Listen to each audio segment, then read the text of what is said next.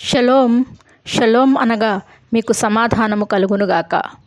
ఈరోజు దేవుని వాక్యము యోహాను సువార్త 14వ అధ్యాయము 21వ వచనం. నా ఆజ్ఞలను అంగీకరించి వాటిని గైకొనువాడే నన్ను ప్రేమించువాడు. నన్ను ప్రేమించువాడు నా తండ్రి వలన ప్రేమింపబడును. నేనును వానిని ప్రేమించి వానికి నన్ను కనబరుచుకొందునని చెప్పెను. ఈ లోకంలో ఉన్నప్పుడు క్రీస్తే స్వయముగా శిష్యులతో చెబుతున్న మాట అండి ఇది. నన్ను నేను మీ జీవితములో కనబరుచుకోవాలి అంటే మొదట నా ఆజ్ఞలను గైకొనాలి. నా ఆజ్ఞను గైకొన్నవాడే నన్ను ప్రేమించువాడు. నన్ను ప్రేమించువాడు నా తండ్రి వలన ప్రేమింపబడతాడు. మీ జీవితంలో ఏ విషయంలోనైనా సరే దేవుని దగ్గర నుంచి ఒక వాగ్దానము వచ్చింది అనంటే ఆ వాగ్దానానికి ఒక ఆజ్ఞ కూడా జోడింపబడుతుంది. దానికి నీవు లోబడినప్పుడే నీ జీవితంలో ఆ కార్యాన్ని నువ్వు చూడగలుగుతావు. చాలామంది నాకు దేవుడి వాగ్దానము చేశాడు, ఇన్ని సంవత్సరాలైంది లేదా ఇన్ని నెలలైంది, ఇంతకాలం అయ్యింది, నేను ఆయన ఇచ్చిన మాట తప్పువాడు కాదు కాబట్టి ఆయన మాట కొరకు ఆ వాగ్దాన నెరవేర్పు కొరకు ఎదురు చూస్తున్నాను అని చెప్పేవాళ్ళు ఎంతోమంది. అయితే దేవుడు నీకు ఆ వాగ్దానము ఇచ్చినప్పుడు దానికి ముందు ఇంకొక మాట చెప్పే ఉంటాడు.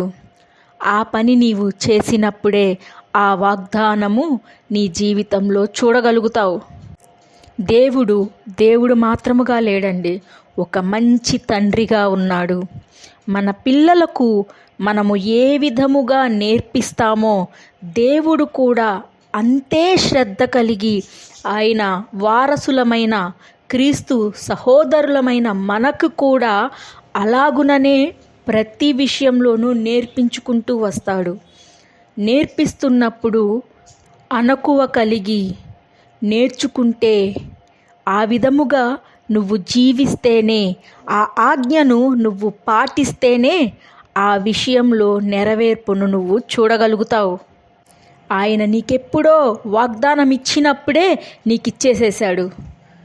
నీ పని నువ్వు చేసి తీసుకోవటమే. ఒక ఊరిలో ఒక దైవజనుడు నివసిస్తూ ఉన్నాడు. అయితే ఆ ఊరిలో ఒకరోజు వరదలు వచ్చాయంట.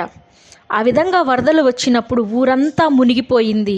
అయితే ఆ దైవజనుడు ప్రార్థిస్తున్నాడు, దేవా నన్ను కాపాడు, నన్ను రక్షించు అని ఆ దైవజనుడు దేవుణ్ణి ప్రార్థిస్తూ ఉన్నప్పుడు గవర్నమెంటు కొంతమంది ఈతగాళ్లను పంపించింది. అక్కడ ఆ వరదల్లో పడి కొట్టుకుపోతున్న వారిని కాపాడి ఒడ్డుకు తీసుకురమ్మని. అయితే ఈ ఈతగాళ్ళు ఆ దైవజనుని దగ్గరికి వచ్చి చేయందిస్తుంటే అతను ఒప్పుకోవట్లేదంట. లేదు, నేను దేవుని కుమారుణ్ణి, దేవునికి ప్రార్థన చేస్తున్నా, ఆయన దేవదూతలను నా కొరకు పంపిస్తాడు, మీరు వెళ్ళండి, మీ సహాయము నాకు అవసరం లేదు అని చెప్పి పంపించేశాడంట. అలా వరద సాంద్రత పెరిగి ఆ వ్యక్తి ఆ వరదలో కొట్టుకొని పోయి మరణించాడు. మరణించిన తరువాత ఆత్మ దేవుని దగ్గరకు తీసుకొని వెళ్ళబడింది. సో దేవుని దగ్గరికి వెళ్ళిన ఆ వ్యక్తి అడుగుతున్నాడు, దేవా నేను నిన్ను ఎంతగానో నమ్మాను, నీకు మొరపెట్టాను, నన్నెందుకు కాపాడలేదు?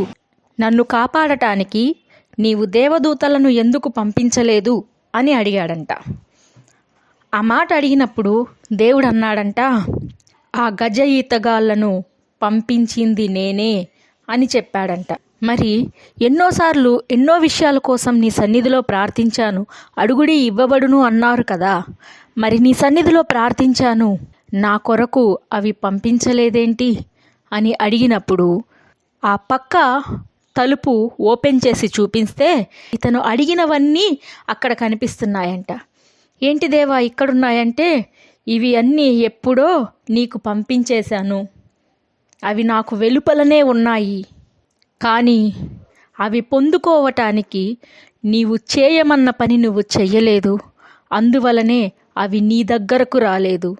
నీ ఇంటిలోనికి చేరటానికి ద్వారము నువ్వే తీయలేదు అని దేవుడు చెప్పాడంట. ఆయన సమస్త జనులను ప్రేమిస్తున్నాడు. అయితే ఆయన నీ యందు ఉన్నాడు అని చూపించుకోవటానికి నీవు ఆయన యందు ఉన్నావు అని నువ్వు కూడా నిలబడగలగాలి. ప్రార్థన. దేవా, ఈ వాక్యం వినుచున్న నీ ప్రియులు నీవు చెప్పిన ప్రకారము నీ ఆజ్ఞను పాటించి ఆ ప్రకారము ఉన్నతమైన స్థితిలో నిలబడగలిగినట్లు నీవిచ్చిన ప్రతి ఆశీర్వాదమును స్వతంత్రించుకొని ఈ నీ కుమారుడు కుమార్తెతో దేవుడు ఉన్నాడు అని వారితో ఉన్న వారందరూ గ్రహించున్నట్లు వీరి జీవితంలో కార్యాలు జరిగించమని యేసు శక్తి కలిగిన నామమున అడిగి వేడుకొంచున్నాను తండ్రి. ఆమెన్. మీ ప్రార్థన అవసరతల కొరకు కింద కామెంట్ సెక్షన్లో మెన్షన్ చేయండి. మీ కొరకు ప్రత్యేకముగా ప్రార్థించటం జరుగుతుంది.